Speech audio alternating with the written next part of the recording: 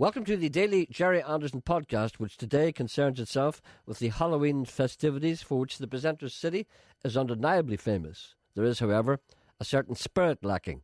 See what I did there? You can't. But you remember when we were growing up? When we were growing up, yes. There was a time when men, and us as young men, standing about corners, or maybe gathering in someone's house. Yes. And you would start telling ghost stories. That's right, yeah. And you believed them. You believed them because you had nothing else then. There was a Wonder Woman in Ballymaggan. And you were afraid, you'd be afraid to leave the house because you didn't want to walk home on your own. You would ask somebody, come on, are you going home now? And no one would leave. And they're always afraid to leave. You didn't want to walk home on your own. But you believed the stories then. And that's why I always think that Joe Mahan was born too late. Joe Mahan was a born storyteller. He is. Right. One night, a long time ago. I can't do Joe. Can you make up a story? One night. I don't know any ghost stories. No, but make them up for God's sake. One night a long time ago. One night a long time ago. The wind howled. The wind howled around the broken window. Oh, what do you mean? The rain came down like stair rods. And the rain came down like stair rods. A widow man from Ballymaggan. And a widow man from Ballymaggan wound his way home. Just after midnight. But as he went over the ditch. Something clutched his ankle. And we have no idea what it was. We've no idea to this day.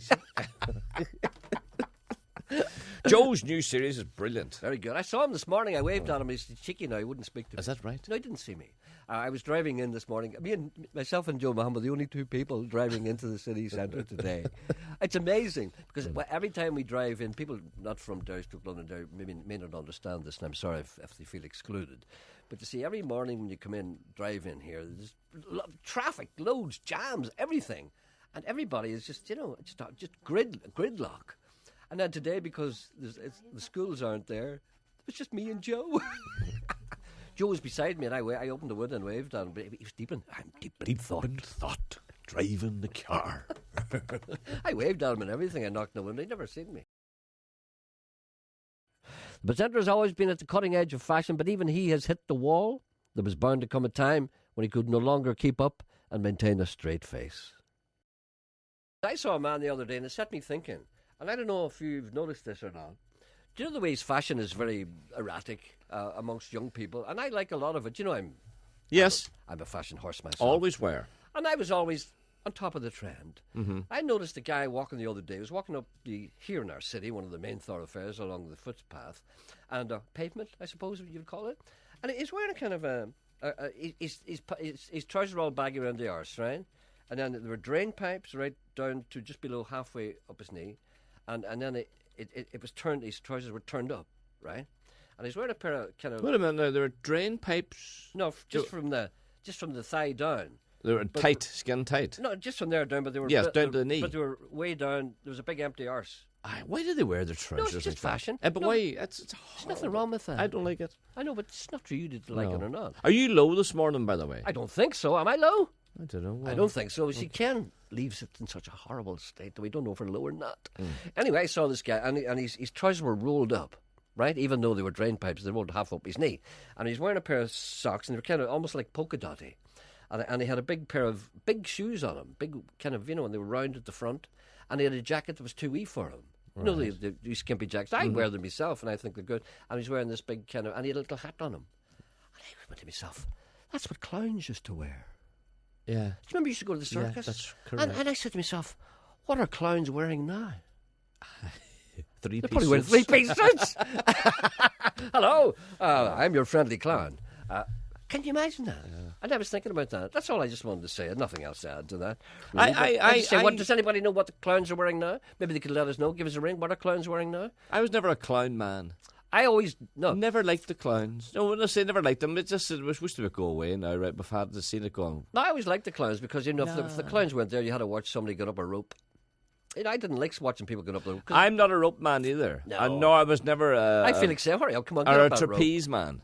And then when they put up the net, it's no good when they put the net up. You want to see them falling and hitting the ground. What did it be like?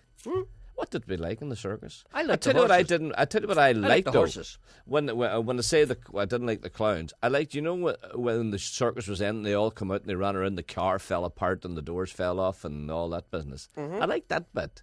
Oh, the car disassembling. You know all that, and then and the empty bucket of water, as it were. The feathers in it. You know all that. Well, do you know what I did one time, and I don't know if you ever did this. I think I liked the lions. I never liked the lions because I always thought you would eat you. I liked the horses because you knew they were friendly. Even though No, I didn't like, because I always felt that the horses didn't like doing what they were doing. I thought it was cruel to the horses, because it's not natural for a horse to be running around in a circle and then suddenly change direction and turn around and run the other way. That's all right. It's all right for an elephant, is it? The presenter has had to suffer many slings and arrows during the course of his career, in part due to the suspicion that he may not be the same as other people. In other words, he's worse. But this did not come from nowhere. Early bad experiences have shaped him and made him the snivelling card that he is today. One of the things I remember, things that shaped me, my father used to bring me to the boxing in the Guildhall here in Derrystoke, Londonderry. Do you remember the time when everybody used to go to the boxing? Yeah. And it was a real big sport at the time of Billy Kelly and all. And remember the fellow used to call the horizontal heavyweight. That's cruel. No, but that's what he was thinking. No, it was not. Because he was always knocked It out. was not. That's his name. It's That's the horizontal cruel. heavyweight. Anyway, I used to go to that, and it put me off blood sports for life. It formed me, and I realised that I wasn't like other people. Because some people are sitting there going, "Rah, rah, rah, rah," and I'm going, "Daddy, daddy, daddy, take me home. Take me home, big bad man, blood flying out of them. I don't want to be here." He said, "Shut up and eat your..." Shut up and eat your sandwich. Shut up and eat your blood sandwich. Is there someone on the line here? yes. Good. I wonder who it is. I don't know. Hope it's not one like the last one. Ian. Ian. Hello, Good Ian. morning, Jerry. Good morning, how are you? I'm applying for the job, What job? the soundman job. Well, you see, there's nothing we can do. But Excuse me, I have 45 years qualification of working with radiograms and record players. Really? And I know where my treble is, and I know where my bass is, and I know where my volume is. I haven't and I heard- could work that sound the best you ever heard in your life. see, there's nobody here. There's nobody looking after us. I haven't heard the word radiogram for many years. Do you know It was Super Cam.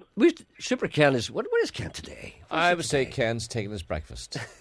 Ken's in here from 5 o'clock in the morning. I think that's the best place for him. Taking a No, break. he has to get a break at some No, but stage. we've got a situation here whereby this is Radio Foil, right? And all the programmes on Radio Foil are for Radio Foil, Derrystoke, Londonderry area only, right? And there's only one programme that comes out here that's for the whole of the country. And that's when Ken has, that's when Ken has his breakfast. That's when, so he doesn't think it's important because it's not a Radio Foil He programme. has to eat. But why doesn't he? But why doesn't he eat some other time? Why does he think that 10:30, 12 doesn't matter? Why don't they employ, the biggest why programme don't they in- employ another man? I think so. No. There was another man here and he went away. You see. Does he get paid for that job? Well, Ken's overworked, you know. He's the only man here. This is a two-man job, isn't it? It's a two-man job, boys. It's a two-man job. I was just looking at that. I was looking at that sofa there, but I'll tell you what, it's a two-man job. Halloween overkill has peaked already, and it's not even lunchtime. The presenter and interrupters feel that the general public should be diverted, nay, deflected from this dangerous course. Michelle says the next person that she hears saying spooktacular again will get her spooktacular boot up their spooktacular bum. Yes. And I think it should be a ban on the word spooktacular. Mrs. Gordon and Spooktacular. Cookstown. Mrs. Gordon of Cookstown says she was listening to Radio Ulster the other night. She heard Bob Spears sing a song, something about a star. Could you possibly get it and play it for her? She'd Bob appreciate Spears. that. Bob Spears is a singer-songwriter. I know Bob Spears from Northern Ireland. I used to play him. He was in this programme one time. Was he in years ago? Yeah, he was in here. You weren't there. You're never there on a Friday when it's good. No, he was. He was in the studio one time. Sorry. And George rings to say there's a swan on the Tandragee Road going out of Scarva. Could someone please go along and take it where it's supposed to go? Well, how does it know? That's what How I do they know don't where it's supposed to go? And Maybe the there's only swan one man itself could doesn't do know. that. That'd be Geordie. How would you capture a swan? I don't know. I've never done that. How would you redirect a swan? Yes. Would be more likely. But I don't know how you would do it. Is a swan just standing there? Maybe it's thumb in a lift. I don't know. Yeah. I Maybe it's looking for a light. To get it, swan matches. Anyway, Jerry, hope you're keeping well. Just a wee note. I really enjoyed the man making the cow noises last week. Do you know that was on Radio 1? You don't believe me. It was indeed. There's a man listening to this programme on Radio 1. He keeps putting us on all what he the time. thinks. I wish he would stop. wish he First class. Well, I hope he's not putting us on for the same reason he puts Hugo on. That's right.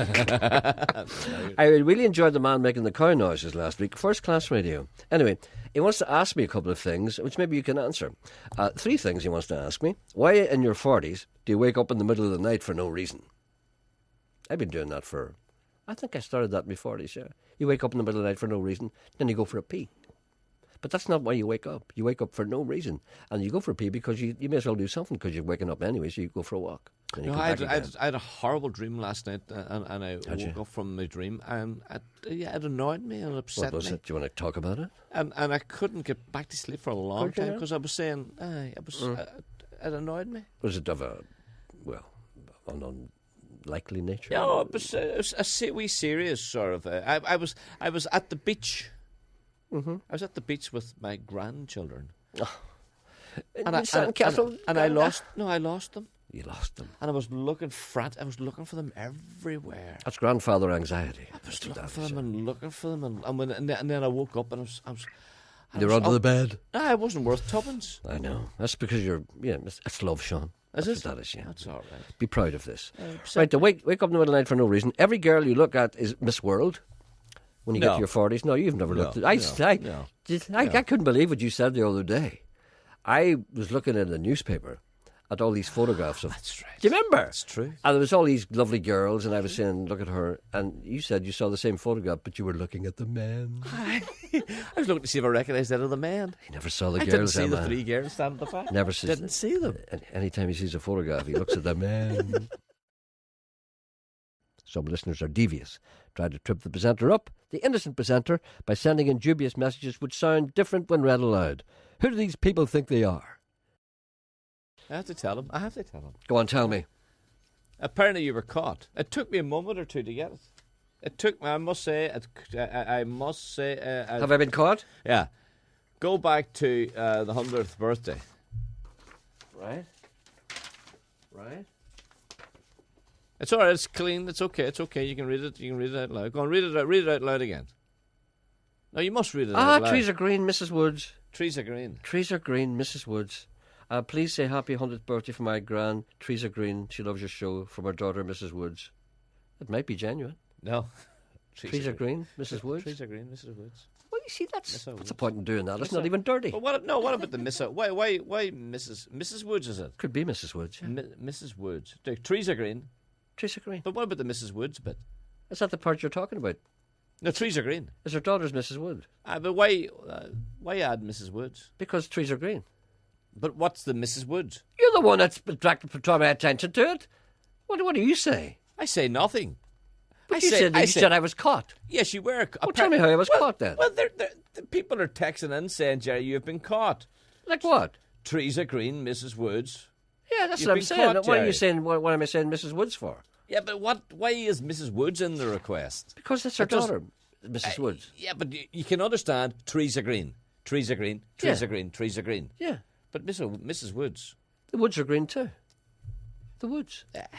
I wouldn't have added Mrs. Woods. You're the one that brought it up. I never even noticed it. I would have just said trees are green. Happy birthday to trees are green. But sure, there's people called trees are green. This is a joke there, isn't there? Are you thinking the same joke as I am? No, we can't tell it. wouldn't. That girl over there, is that? Joe's there in one. Now, here's a wee serious one. Jerry, myself and 2 friends, Chris Condon and Tony McCann, head off to America this weekend also. But we're cycling across Death Valley.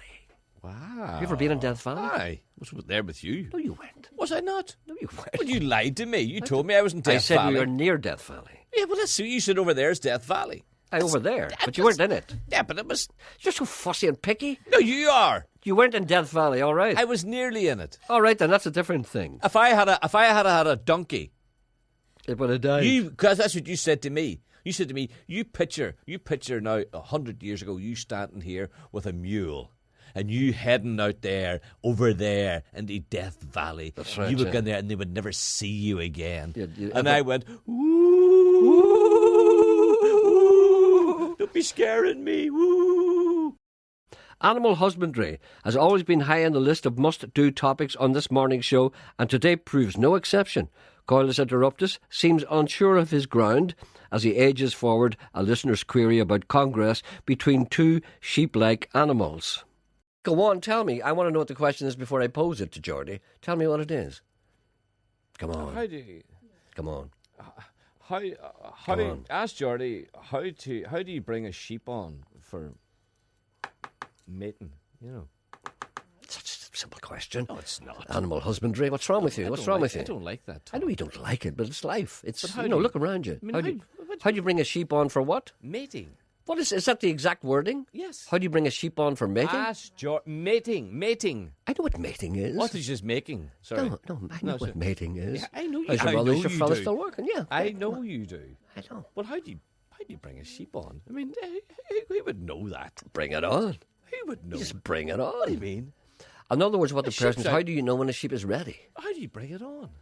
Bring it on. How do you... I don't know what the term means, bring it on. It means how do you... What? Yeah, right. Come on. All right, a sheep is in a field, right? And he's eating away at his grass, right? He's munching away.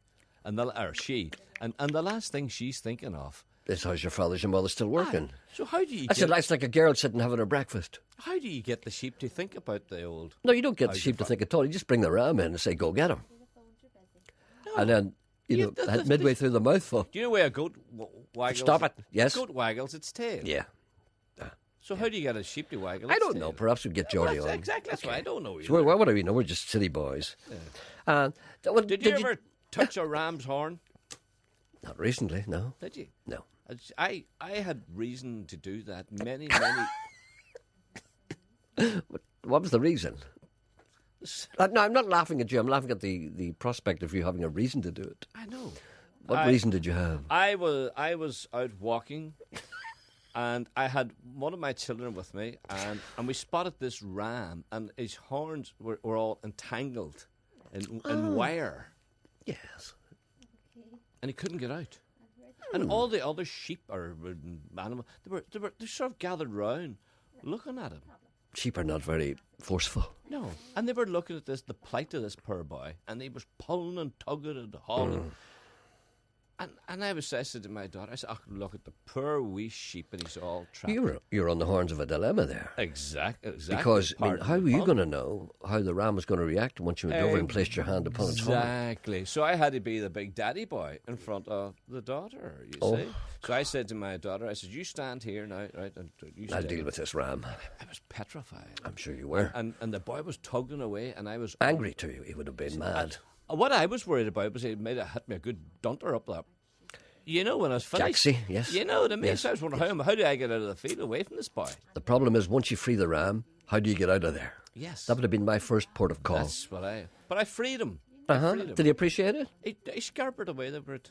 Never even said thanks. Never even send you a note. No. See, rams are like that. Thoughts turn to personal body insulation as the presenter ponders reliable reports of recent heavy snowfalls in New York. He is therefore keen to discuss this topic with anyone he can find to talk about it.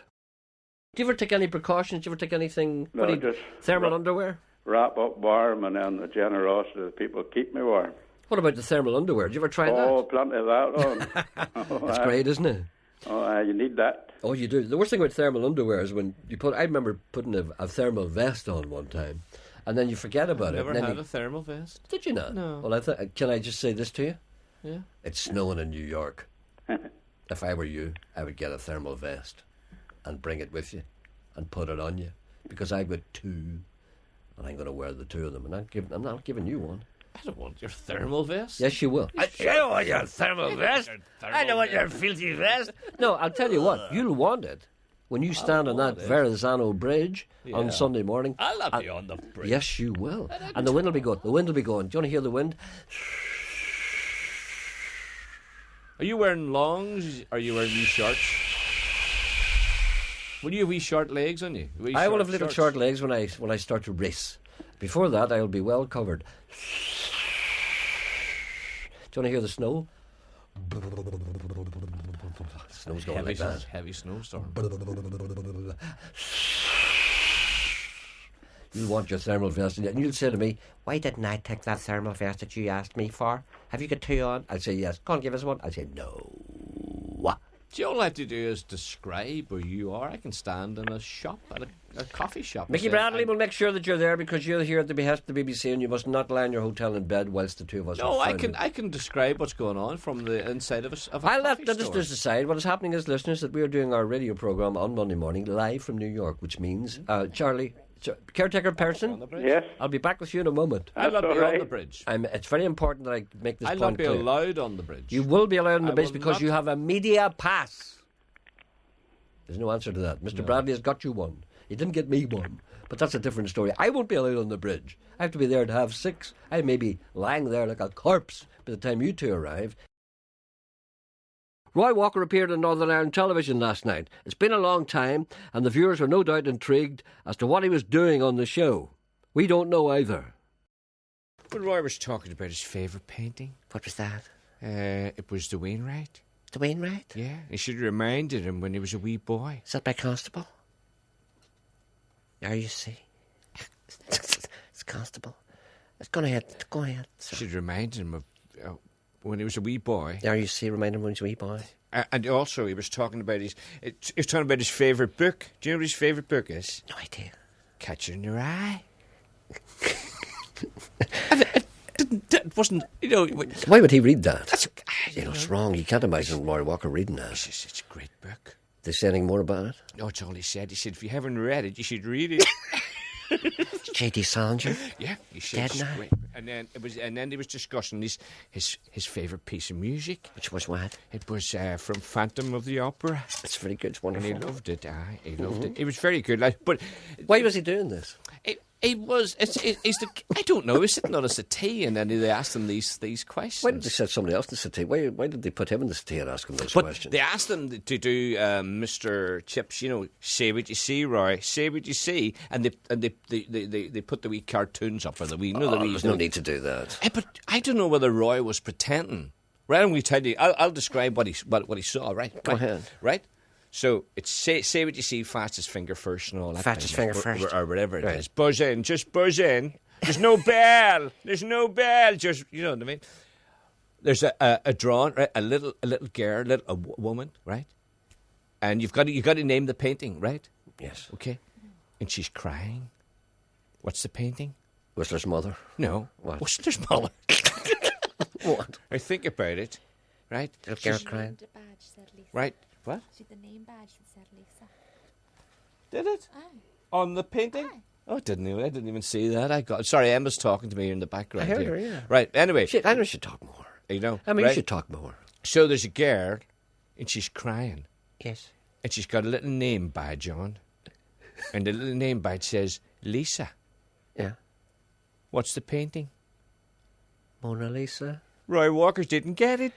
Couldn't buzz in, and I wondered, does he? Right. And another one. There's another one. There's a little cartoon, a little chap coming out of the fish and chip shop, and he's carrying a fish supper. Yeah. And there's a big arrow saying last. Yeah. Name the painting. I think it might be The Last Supper. Roy didn't get it.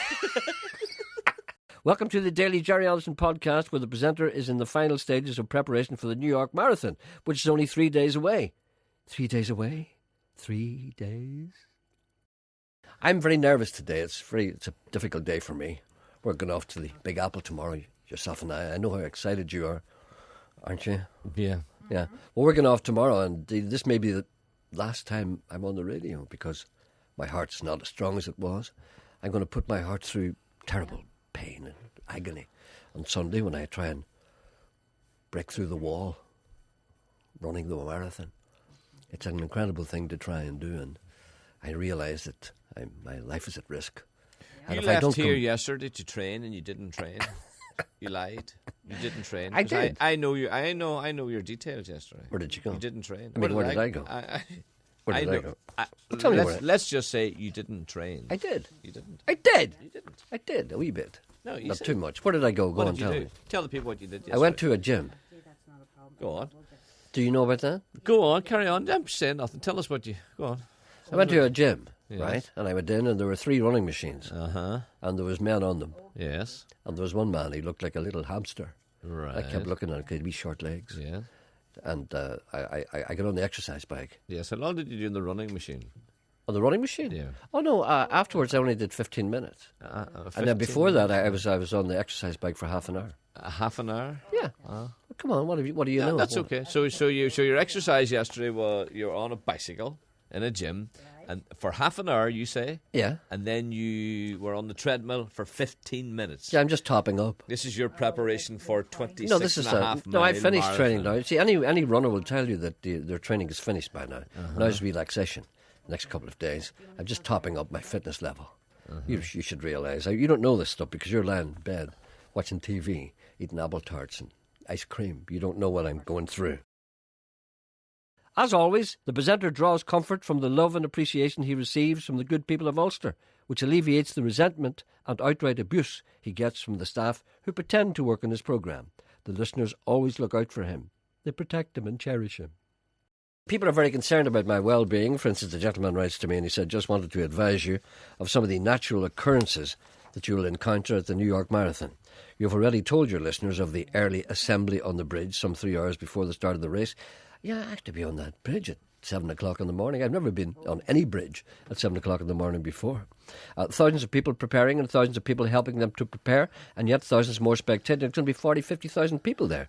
The runners will be getting their fluid levels up to avoid dehydration, and the serious runners making their way to the front line, that won't be me. In the few minutes prior to the start of the race, hundreds of runners will quite naturally evacuate their bladder on the starting line. Ugh. I don't want to see that, do you? No, It is a well-known and perfectly natural and acceptable practice. Some will even need to do their number twos. Remember Paula Radcliffe.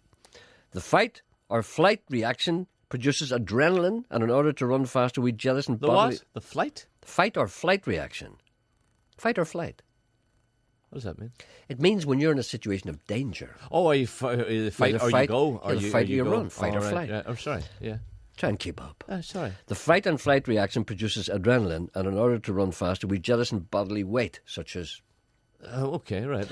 You cannot all use the porta potties. We call them the portaloos, but he calls them the porta potties. And you will have been corralled on a bridge for hours in the cold. Not if I can help it.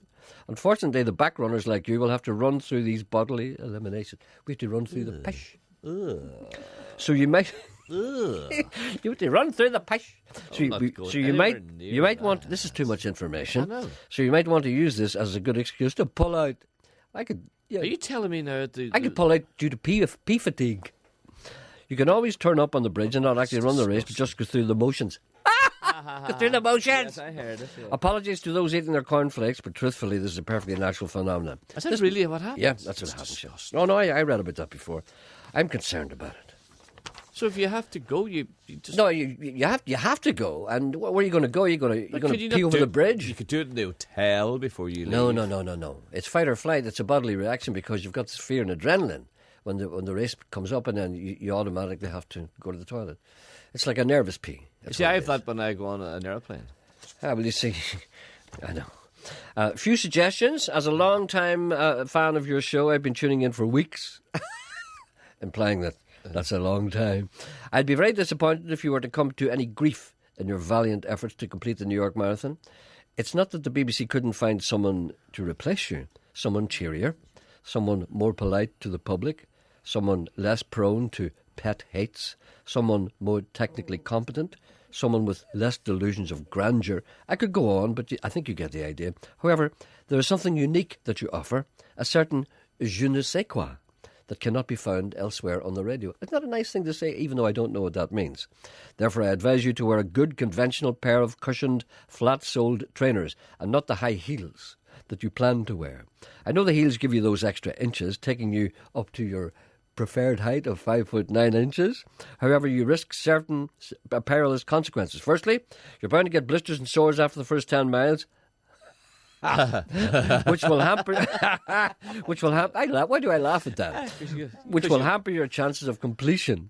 Worse still, you're quite likely to lose your balance, have a humiliating fall, and perhaps seriously injure him. Who's the best man we ever saw wearing women's high heels?